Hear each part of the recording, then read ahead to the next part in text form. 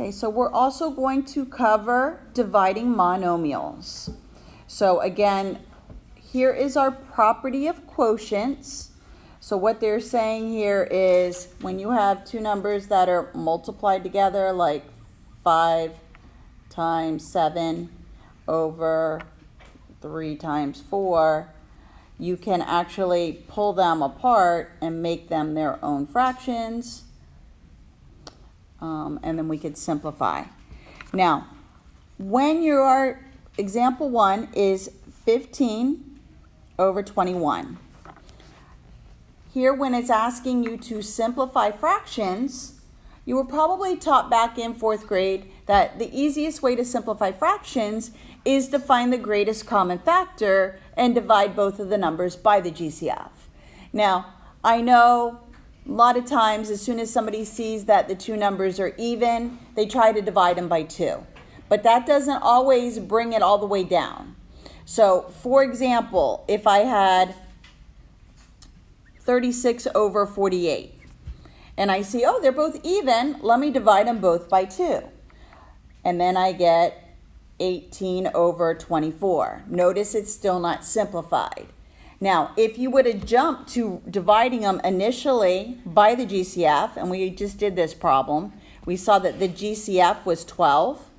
So if I would have divided them both by 12 right from the beginning, then that would take me right to my simplified answer. So in this lesson, we are going to be simplifying fractions. And the most efficient way to simplify fractions is to divide both the numerator and the denominator by the GCF. If you don't take the time to find the GCF, chances are you might stop too soon. Now, in the example here, what they're doing is they're factoring it. So they're applying the quotient property. So they're sort of doing like the factors or the prime factors of this. So 3 times 5, 3 times 7. Notice there's a 3 over a 3. This becomes a 1, and then my simplified answer is 5 over 7.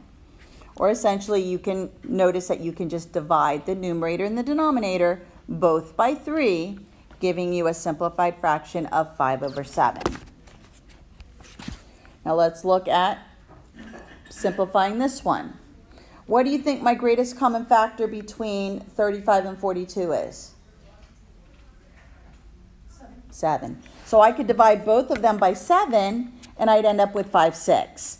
Now, if you wanted to show the factors, so 35 would be 5 times 7, and then 6 times 7. This becomes 1, and it simplifies to 5 6.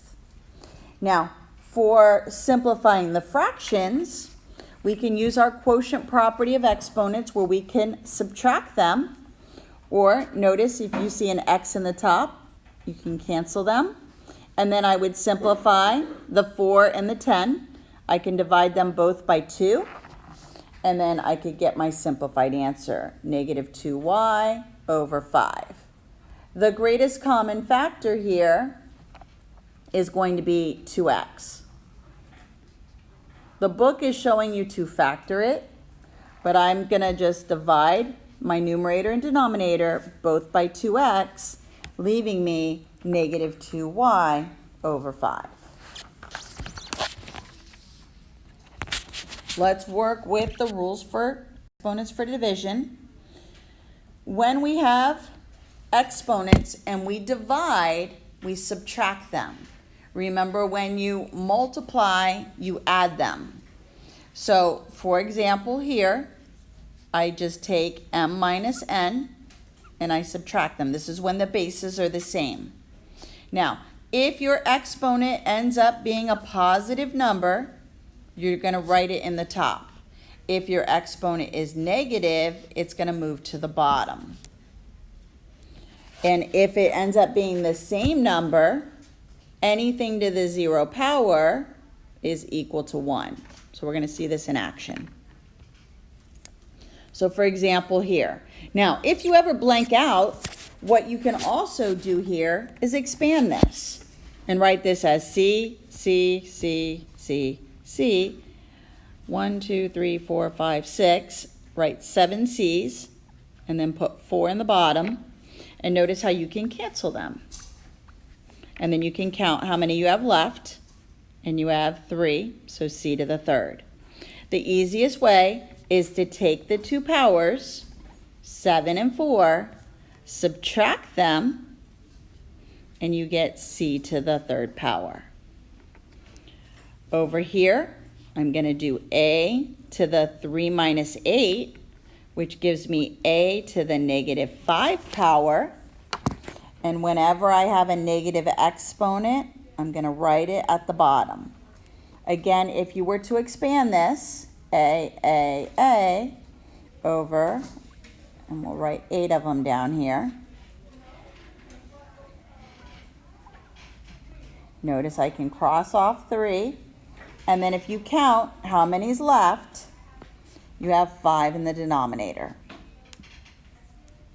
On example C, when you do 5 minus 5, you get b to the 0 power, and anything to the 0 power equals 1. So, for example, if I were to write them all out, 1, 2, 3, 4, 5 b's, 5 b's here. Notice when I'm canceling these, I'm not leaving behind zeros, I'm leaving behind ones. So 1 divided by 1 equals 1. So that's how we can turn that into anything to the 0 power is 1. Let's try another example. Here again, they're asking me to divide. So 9 minus 5, and I get x to the 4th. Here I would do 2 minus 7. I would get a negative exponent, so I move it to the bottom. Here, 3 minus 3 gives me x to the 0, and that will simplify to 1. So this is working with the same base, and when it's raised to a power. When you divide, you subtract. When the exponent results with a negative number, then we write it in the denominator. Now, here's a little side note here. It says the greatest common factor of 2 or more monomials is going to be the common factor with the greatest coefficient and then the greatest degree of each variable. So let's go ahead and try this. So the first thing we need to do is find the GCF between 72 and 120. And then what I'm going to do is go back and I'm going to find all the powers. And the common factors is I'm looking for the smallest exponent. So for 72, let's do a tree. And 120. What do you want to start with for 72? What times what gives me 72? 9 times 8, I heard that. Okay. So am I at prime numbers with 9 and 8? No, right? I got to keep going. So I'll do 2 times 4, 3 times 3. Notice the 4 can still be broken down. So my prime factorization for 72 is 2 to the 3rd power times 3 squared. Next, I need to do the 120. What do you want to start with for 120? 12 times 10? Okay. Doesn't matter what you start with. So 12 times 10. Got to keep breaking down till it's prime. Still not at prime. Now I'm finally at prime numbers. Notice I have 3 2s, 1 3, and 1 5. I'm going to take my bottom rows. So here's the 72. And now I'm going to take the 120 and write it underneath this one. Just so I can line them up to see what's in common. They both have 2s. They both have 3s. The 72 doesn't have a 5. So now I'm going to use the smallest exponent. Now, for the 2s, it's the same on both. And then here I choose the 3. So 2 to the 3rd power times 3. 2 to the third power is 8 times 3. So the greatest common factor for the coefficients is 24. Now for the variables, I'm going to go back and see what letters they have in common. So let me just pull the letters and write them over to the side. So out of the 72, it's got an x to the third, y, z to the third. For the 120, it's got an x squared and then a z to the fifth. Just like with the prime factors here, I'm looking for the smallest exponent that they both have.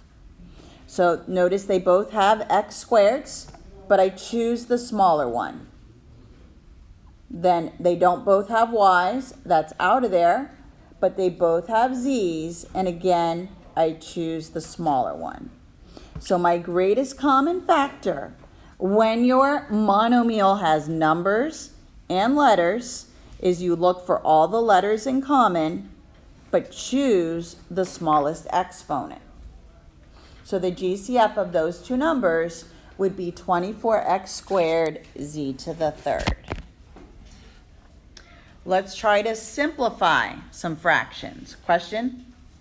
Good? All right, let's try to simplify some fractions. Let's look at example 6.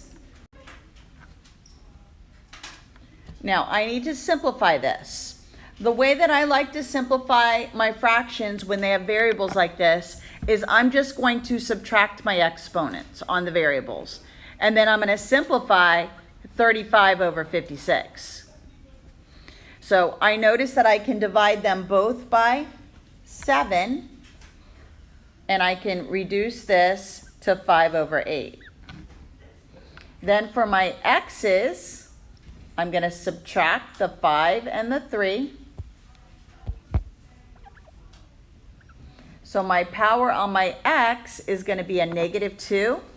And because it's negative, I'm going to write it in the denominator. And then for the y's, see how it's y to the first minus y to the first, or y divided by y is 1. So the y is gone. And then the z's, I'm doing 6 minus 1, which gives me z to the fifth. So my final answer is 5z to the fifth over 8x squared. Let's try some examples from the oral exercises. Do some of the oral exercises. All right, so in this part where it's asking you to simplify, like for example, 24 over 52, notice you can divide them both by 4, and you can reduce it to 6 over 13. Now, if you didn't realize that 4 went into 52, and you divided it by 2 first, then you would have gotten 12 over 26, and then you would have had to keep simplifying. Notice on number 19, notice w divided by w is 1, and then 8 divided by 4 is 2. For 25, I'm going to simplify this -6 over 12 and make it -1 over 2. And then I subtract the p's. 3 minus 5 is -2, so the 2 exponent stays in the denominator. So this is simplifying. Same thing here on 15. You're just going to subtract 8 minus 5, and you get 10 to the third power. Let's look at one where there's 2 letters. Let's look at 26. Again, I'm going to simplify the coefficients first. 8 and 2 gives me 4. And then I subtract the x's, so 2 minus 1 gives me 1. And then 1 minus 1, and the y's cancel. So that answer is 4x. Let's go back up and do some GCFs. So let's go here. What is my greatest common factor between 3 and 9? 3. Okay? Then for the variable part, you choose the smallest exponent that they have in common. See how they both have x's? So the smaller one is the x squared. So this answer would be 3x squared. Between 10 and 25, what's going to be my greatest common factor? 5. And then they both have b's, and you choose the smaller exponent. Everybody getting the hang of this? Okay, so again, your homework for this lesson. So the beginning parts are easy. You're just going to simplify fractions that you've been doing all along. Oh, this is written. Go back. Again, is 2 through 25. Or no, I'm sorry, 2 through 52 even. So it's the same for both. We'll go over this tomorrow, and then tomorrow we will learn 5-3. Tomorrow I will get you back your tests and we will review them. Okay, the grades are on Canvas.